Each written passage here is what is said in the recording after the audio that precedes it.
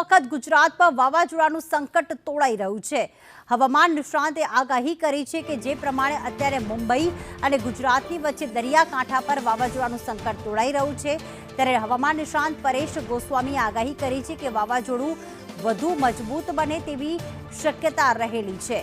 વાવાઝોડા દરમિયાન પવનની ગતિ પણ વધી શકે છે, એટલે કે પવનની ગતિ જે છે તે 60 થી 70 કિલોમીટર પ્રતિ કલાકની ઝડપ લઈ શકે છે અને સાથે સાથે જ્યારે ટકરાશે ત્યારે 80 થી 100 કિલોમીટરની ઝડપે પવન પણ ફૂંકાઈ શકે છે।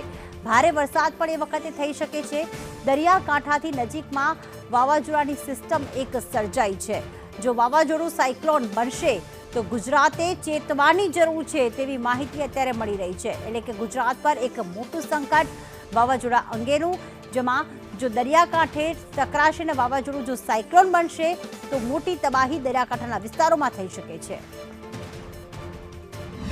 અત્યારે જોવા જઈએ તો વાવાઝોડું બનવાના પૂરા ચાન્સ દેખાઈ રહ્યા છે। જ્યાં સુધી આ સિસ્ટમ મૂવમેન્ટ ન કરે ત્યાં સુધી સાયક્લોન બનશે તેવી સત્તાવાર જાહેરાત નથી કરી શકાતી, છતાં પણ આ વાવાઝોડું બને તેવા પરિબળો સક્રિય છે, જેથી કરીને આનાથી ચેતતું જ રહેવું પડશે, કેમ કે પ્રી મોન્સૂન સાયક્લોન છે એ હંમેશા અરબ સાગરની અંદર બને ત્યારે મોટા ભાગે ઓમાન તરફ જતા હોય છે, પણ આ જે સિસ્ટમ છે એ ગોવા, કર્ણાટક અને કેરળથી જે પશ્ચિમ દિશામાં જે આ સિસ્ટમ સક્રિય થઈ રહી છે એ જે જમીની ભાગોથી ઘણી બધી નજીક છે। જો આ સિસ્ટમ વધારે પડતા ડીપ સીમાં હોય તો આપણે એ સિસ્ટમ છે ઓમાન તરફ ફંટાવાના ચાન્સ રહેલા હોય છે, પણ આ સિસ્ટમ દરિયાકાંઠાથી ઘણી બધી નજીક છે, જેથી કરીને આ સિસ્ટમ છે ગુજરાત ઉપરથી જ પસાર થાય તેવી વધારે શક્યતાઓ છે। એટલે ખાસ કરીને જો આ સિસ્ટમ છે એ સાયક્લોનનું સ્વરૂપ લે તો ગુજરાતે ખાસ ચેતીને રહેવું પડશે। આની અંદર સાયક્લોન છે ફાઇનલી બને છે તો આ સાયક્લોનની જે પવનની ઝડપ હોય છે એ 80 થી લઈને 100 કિલોમીટર પ્રતિ કલાકની ઝડપે પવન નોંધાઈ શકે છે, એના જે ગસ્ટિંગ હોય છે